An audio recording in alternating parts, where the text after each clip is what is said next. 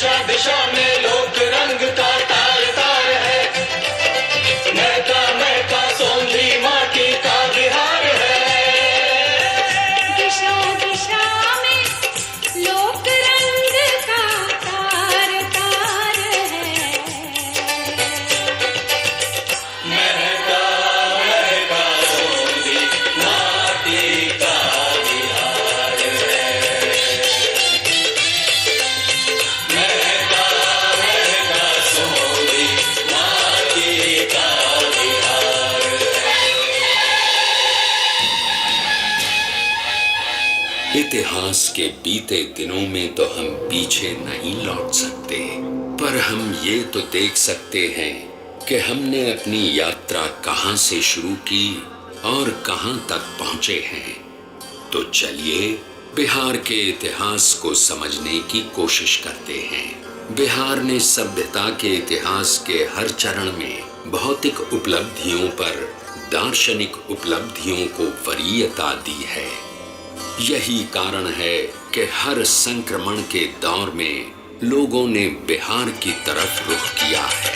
महका महका सोंधी माटी का बिहार है। बिहार ने विश्व सभ्यता को पहला गणतंत्र तो दिया ही, विदेह राज जनक के रूप में पहला दार्शनिक राजा भी दिया।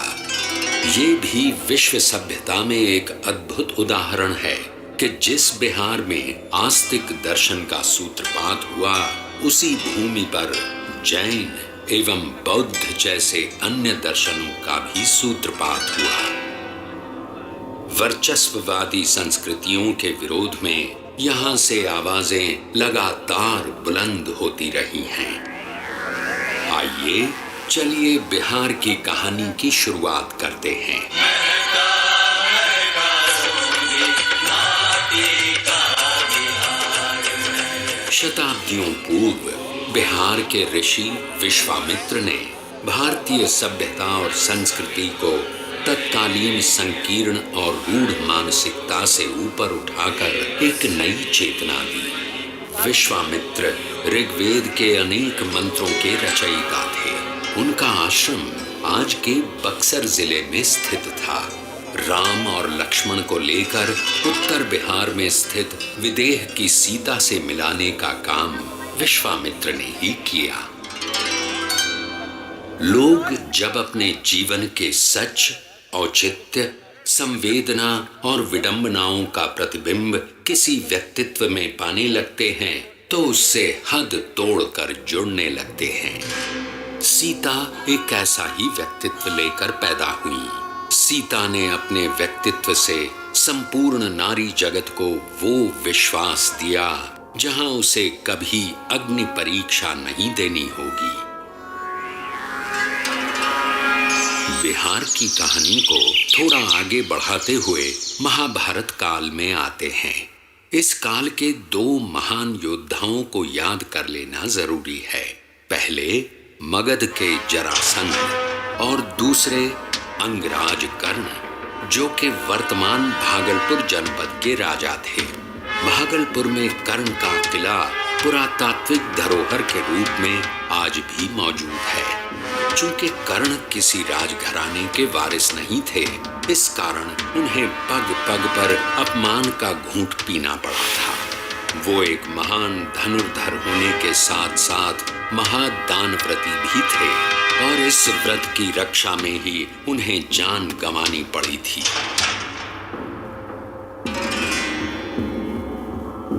चलिए बिहार की कहानी को थोड़ा और आगे बढ़ाते हैं और ईसा पूर्व 6ठी शताब्दी में पहुंचते हैं। विश्व के इतिहास में ये वो दौर था जब पुरानी मान्यताओं को चुनौती दी जा रही थी। चीन में कन्फ्यूशियस, यूनान में सुकरात और भारत में बिहार की भूमि से महावीर और बुद्ध के दर्शन का नवोन्मेष हो रहा है। के चरणों से पावन वैशाली, कपोपूत है बोधि वृक्ष की डाली डाली। महावीर के चरणों से पावन वैशाली, कपोपूत है बोधि वृक्ष की डाली। भगवान महावीर राजघराने में जन्म लेने के बावजूद बचपन से ही सांसारिक जीवन से विरक्त रहना चाहते थे। 30 साल की उम्र में वे घर छोड़ जंगलों में विचरने लगे और 12 वर्ष की कठिन तपस्या के बाद उन्हें आत्मज्ञान प्राप्त हुआ। इसके बाद उन्होंने पैदल घूम घूम कर लोगों को अहिंसा का पाठ पढ़ाया और जीने का तरीका बताया। उनका एक प्रमुख दर्शन था अनेकांतवाद। इस दर्शन के अनुसार सच को देखने का सबका अलग अलग नजरिया होता है और जब तक हम सत्य को हर एक नजरिए से परख नहीं लेते तब तक संपूर्ण सत्य को नहीं समझ सकते।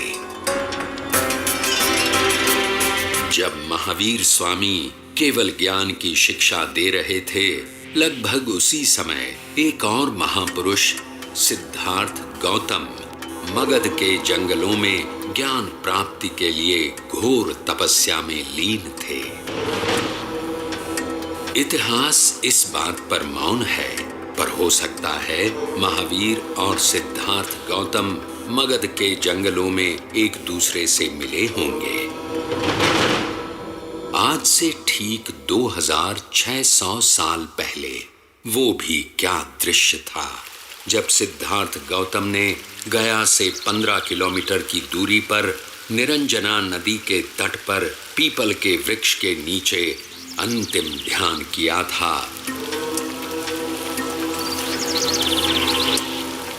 और माया के सम्राट मार ने अपने सारे दनुजों को उन पर छोड़ा था और धरती उस संघर्ष की साक्षी बनी। संपूर्ण बौद्ध जगत में बोध गया कि इस जगह को यूं ही ब्रह्मांड का केंद्र नहीं माना गया है। बुद्ध ने बताया कि 2 अतिवाद हैं, एक तरफ जीने का भोग और दूसरी तरफ आत्मदमन। एक है खाओ पियो और मौज करो क्योंकि कल मृत्यु है। दूसरा कहता है सारी इच्छाओं को मार डालो क्योंकि इसी के कारण पुनर्जन्म लेना पड़ेगा। उन्होंने इन दोनों रास्तों को छोड़ने को कहा। वे मध्यम मार्ग के विश्वासी थे, जो न प्रवृत्तिवाद है न निवृत्तिवाद।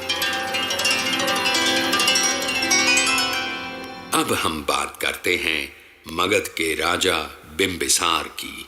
ईसा पूर्व 6ठी शताब्दी में देश छोटे छोटे जनपदों में बटा हुआ था, पर बिंबिसार के नेतृत्व में पहली बार मगध एक साम्राज्य के रूप में विकसित हुआ। जैन और बौद्ध दोनों राजा बिंबिसार को अपने करीब मानते थे। इन्हीं दिनों गंगा के उस पार वैशाली में लिच्छवियों का गणराज्य स्थापित था। वहां की आम्रपाली अपनी सुंदरता, नृत्य कला, गायन वादन के लिए विश्व प्रसिद्ध थी। भरपूर वैभव के बावजूद उसने बुद्ध की शिष्या बनना स्वीकार किया और अपनी संपत्ति संघ को दान में दे दी।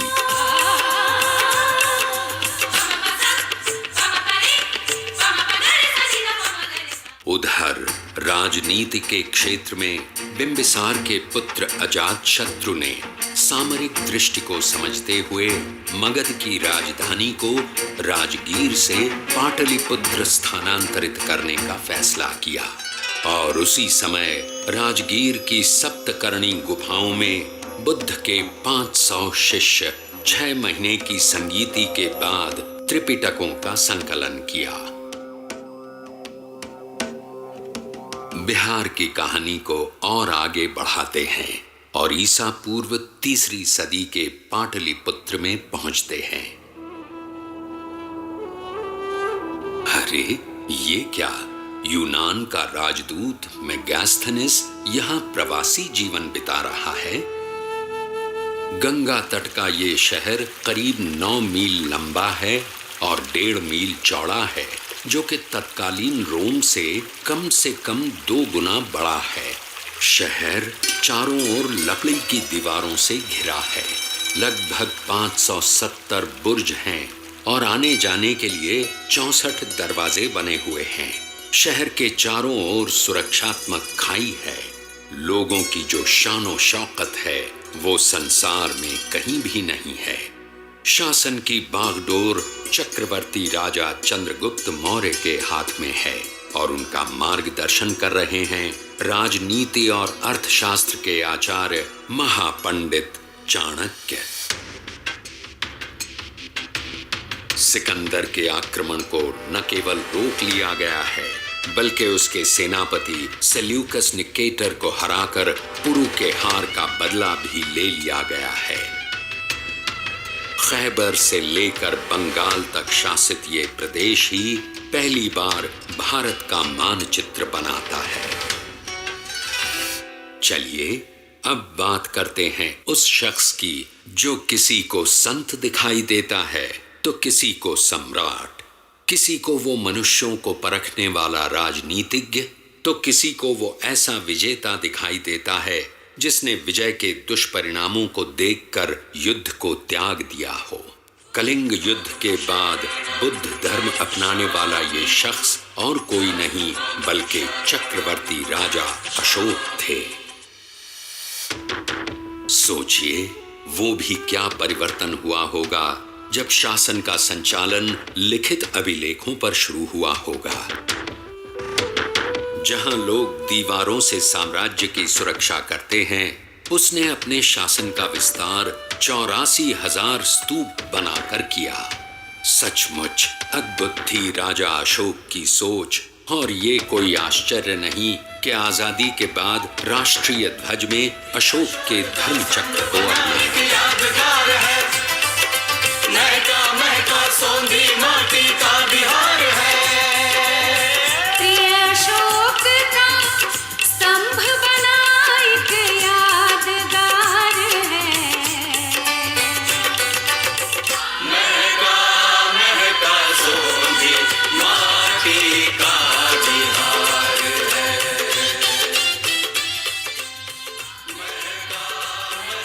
तो ये रही बिहार की ईसा पूर्व की कहानी।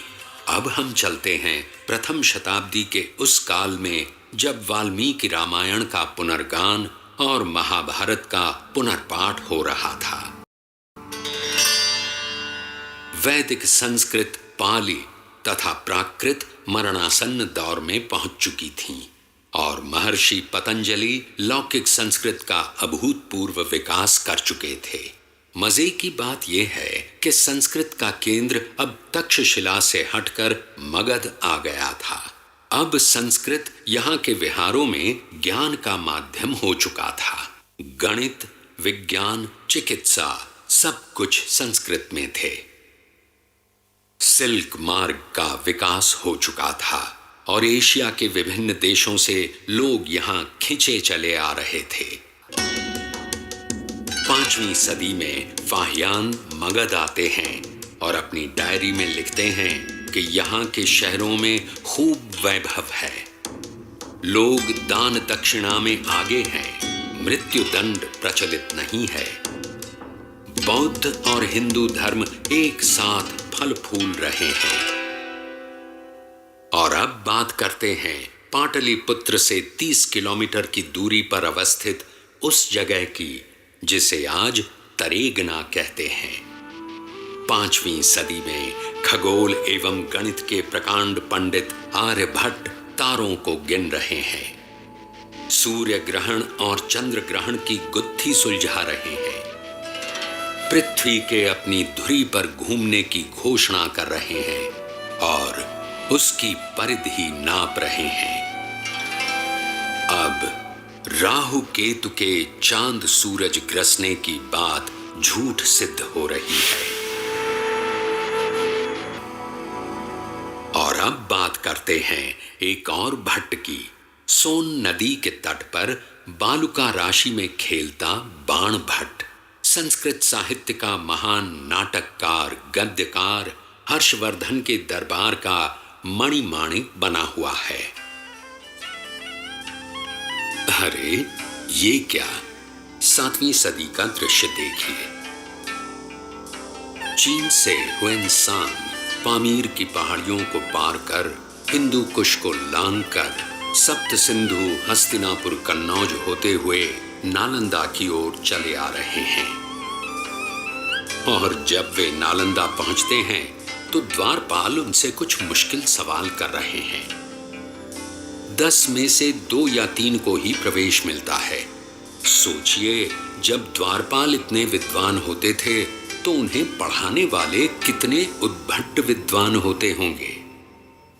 नालंदा का विकास अकेला नहीं हो रहा था, उसके साथ साथ विक्रमशिला, उद्दंतपुरी, तेल्हाड़ा जैसे अनेक विहार फल फूल रहे थे।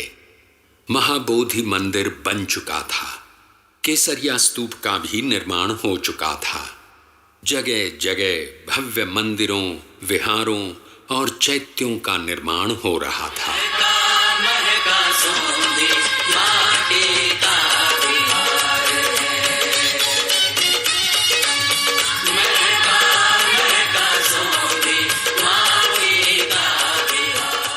और ये देखिए 9वीं सदी का दृश्य, जब आदि गुरु शंकराचार्य दक्षिण भारत से चलकर मंडन मिश्र से मिलने सहरसा के महिषी गांव की ओर चले आ रहे हैं। लोगों को क्या आनंद आया होगा जब सन्यास और गारहस्थ्य धर्म के द्वंद्व पर इन दोनों विद्वानों के बीच कई दिनों तक बहस चली होगी।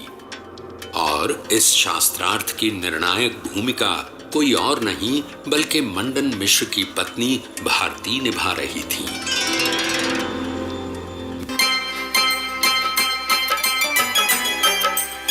बिहार में वो ताकत थी कि लोग हर तरफ से खिंचे चले आ रहे थे। और इस सिलसिले में अगली कड़ी थी सूफी संतों की। विहारों का स्थान अब दरगाह खानकाह ले रहे थे। मनेर शरीफ, बिहार शरीफ, फुलवारी शरीफ जैसे कई पवित्र स्थलों का विकास हो रहा था। और इस इलाके में इतने विहार बने हुए थे कि मुगल शासनकाल में पूरे प्रदेश का नाम ही बिहार पड़ गया। सरहप्पा की कवि कुल परंपरा में देसिल बैना सब जन मीठा के उद्गायक विद्यापति के बिना बिहार की गलियां सूनी पड़ी रहती। नालंदा विक्रमशिला भले जला दिए गए हों, फिर भी गलियों की रागिनी जिंदा थी। बिहार की माटी में इतनी उर्वरता है कि 14वीं शताब्दी में ही पुनर्जागरण के लक्षण विद्यापति में आ गए। संस्कृत अब पोथी की चीज हो गई थी। लोक भाषा के कवि विद्यापति पूरे पूर्वांचल में छा गए। छठ मैया के गीतों से गंगा तट गूंजा। चार पहर हम जल घर सेला, चार पहर हम जल घर सेला, सेला चरण तुम्हारे दीनानाथ, दर्शन दीना पाने दीनानाथ, दर्शन दीना पाने दीनानाथ, दर्शन दीना पाने। चलिए अब बात करते हैं बिहार के उस लाल की जिसने 16वीं शताब्दी में दिल्ली की सल्तनत पर अपना परचम फहराया। वो न केवल युद्ध कौशल में महारत हासिल किए हुए था, बल्कि उससे भी ज्यादा कुशल शासन प्रबंधक था। उसकी सुदृढ़ शासन व्यवस्था का लाभ न केवल हुमायूं और अकबर को मिला, बल्कि अंग्रेज शासन को भी मिला। ढाका से पेशावर तक की सड़क, रोहतास का किला, पंजाब में झेलम का किला, दिल्ली का किला, पटना का किला, सभी उसके अवदान हैं। ये कोई और नहीं पर शेर शाह सूरी थे। उसने देश में पहली बार चांदी से बने मानक रुपयों को चलाया और ये रुपए बाद में चलकर भारतीय उपमहाद्वीप के देशों की आधिकारिक मुद्रा बने। उसने डाक व्यवस्था को दुरुस्त किया और पाटलिपुत्र, जो कि 7वीं सदी से ढलान पर था, उसे पटना नाम देते हुए फिर से विश्व के मानचित्र पर ला खड़ा किया। गुरुवाणी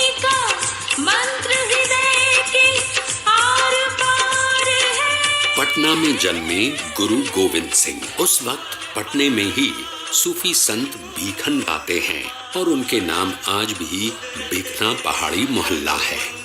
सूफी संत भीखन जब गोविंद राय से मिले तो उन्होंने भविष्यवाणी की कि ये सूर्य जैसा तेजस्वी, वायु जैसा गतिमान और गंगा जैसा पवित्र होगा। और गोविंद राय ने बचपन में ही मगध के इतिहास का संपूर्ण व्यक्तित्व धारण कर लिया। ज्ञान, कर्म और भाव का संपूर्ण समन्वय। आगे चलकर उन्होंने खालसा पंथ की शुरुआत की और 42 साल की उम्र में शहीद हो गए। आज भी पटना का तख्त सिख धर्मावलंबियों के लिए अकाल तख्त के ठीक बाद आता है। इसके बाद बात करते हैं 18वीं सदी के अंतिम दिनों की, जब बिहार में एक ओर यूरोप के व्यापारी अपनी फैक्ट्रियां लगा रहे थे तो दूसरी ओर मुगलों का ठाट बाट बरकरार था। जहाजों से कारोबार हो रहा था और इस इलाके का चावल, जो पटना राइस के नाम से जाना जाता था, पूरे यूरोप में छा गया था। इसके बाद भारत में अंग्रेज राज स्थापित होने लगता है और अंग्रेजों के खिलाफ लोहा लेने में बिहार के लोगों का योगदान सर्वोपरि है। इसकी शुरुआत करते हैं तिलका मांझी से, जिन्होंने 1780-85 के बीच भागलपुर के जंगलों में अंग्रेजों की नाक में दम कर दिया था। 13 जनवरी 1785 को अंग्रेजों ने उन्हें भागलपुर में फांसी पर चढ़ा दिया और 1857 में बाबू कुंवर सिंह ने अंग्रेजों के विरुद्ध छापामार युद्ध करते हुए 80 वर्ष की उम्र में जिस रण कौशल, शौर्य, नेतृत्व और धैर्य का परिचय दिया, वो बिहार के इतिहास की विरासत है। वे बिहार के लोकमानस में महानतम वीर सेनानी हैं। बाबू कुंवर सिंह की मौत के बाद शुरू हुआ बिहार का शोषण। एक तरफ जमींदारी प्रथा, दूसरी ओर सामंती व्यवस्था और तीसरी ओर अंग्रेजों द्वारा बिहार एवं बिहारियों की उपेक्षा। बिहारियों को न केवल राजकीय नौकरी से वंचित रखा गया, बल्कि यहाँ आधुनिक शिक्षा और आधारभूत संरचना का विकास भी नहीं किया गया। बिहार के लोग बस ताकतवर मजदूर बनकर रह गए।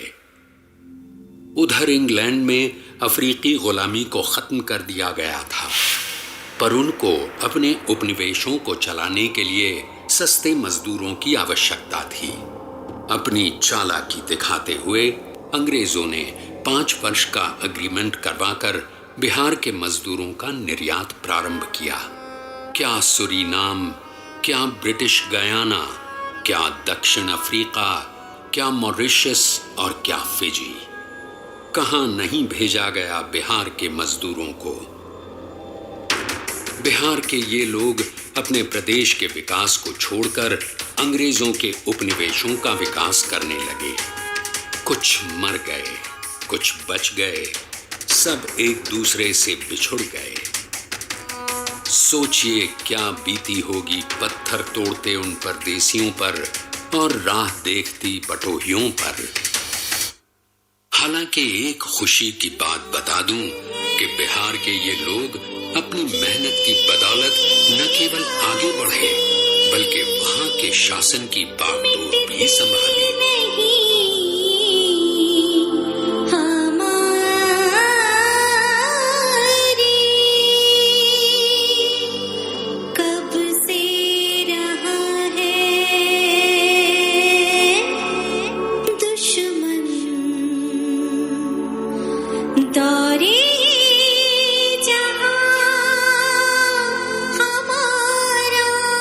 इस बीच स्वतंत्रता संग्राम के लिए बिहार ने एक से एक क्रांतिकारी को पैदा किया, जिसने अंग्रेजी हुकूमत के खिलाफ आवाज उठाई। आप सब लोग जानते हैं खुदीराम बोस को, जिन्होंने अंग्रेजों पर बम फेंका और इसके बाद हंसते हुए फांसी पर चढ़ गए। भारत में पहली बार चंपारण की धरती पर सत्याग्रही गांधी का अवतरण हुआ और चंपारण का किसान आंदोलन महात्मा गांधी की नेतृत्वकारी क्षमता का प्रतिमान बन गया। और इस क्रांति की पराकाष्ठा हुई 11 अगस्त 1942 को, जब पटना सचिवालय पर तिरंगा फहराने की कोशिश में अंग्रेजों की गोली से 7 किशोर शहीद हो गए। बिहार के सपूतों की ये शहादत समूचे विश्व में अपने तरह का अकेला उदाहरण है। अमर शहीदों की यादों का ये मज़ार है। महका सोंधी माटी का बिहार है।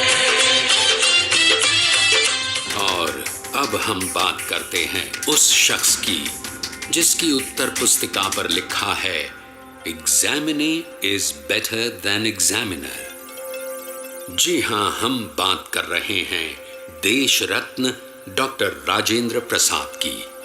प्रतिभा के सेनानी, अथक जन सेवा के संकल्पी, अद्वितीय गद्यकार, संविधान सभा के अध्यक्ष और 2 बार बने भारत के राष्ट्रपति सचमुच एकमात्र हैं। देश रत्न राजेंद्र से हुआ मस्तक ऊंचा, आजादी का मंत्र यही गांधी ने फूंका। देश रत्न राजेंद्र से हुआ मस्तक ऊंचा, आजादी का मंत्र। इसके बाद बात करते हैं उस महानायक की जिसने आजादी के बाद फिर से जब देश में मौलिक अधिकारों का हनन होने लगा तो ये गांधीवादी, ये सर्वोदयी उठ खड़ा हुआ, जिसने 1974 के आंदोलन का नेतृत्व किया और संपूर्ण क्रांति का उद्घोष किया। जय प्रकाश का जी हाँ, हम बात कर रहे हैं लोकनायक जयप्रकाश नारायण की। महका सोंधी माटी का आज बिहार अपने नव जागरण के दौर में पुनः अपनी विरासत को याद कर पुनर्जीवन प्राप्त कर रहा है। भगवान बुद्ध के चारों पट्ट शिष्य महाकश्यप, सारिपुत्र, महामोगलायन, आनंद हमें लुभा रहे हैं। जगह जगह पर ऐतिहासिक स्मृतियां ताजा हो रही हैं। लड़कियां साइकिल पर सवार होकर आत्मविश्वास के साथ स्कूल जा रही हैं। महिलाओं को पंचायतों में 50% भागीदारी प्राप्त हो चुकी है। नालंदा विश्वविद्यालय का पुनर्निर्माण हो रहा है। बिहार के लोग जाग रहे हैं। संक्रमण के इस दौर में वो दिन दूर नहीं जब बिहार फिर से संसार को शांति और समृद्धि का मार्गदर्शन कराएगा। दिशा दिशा में लोक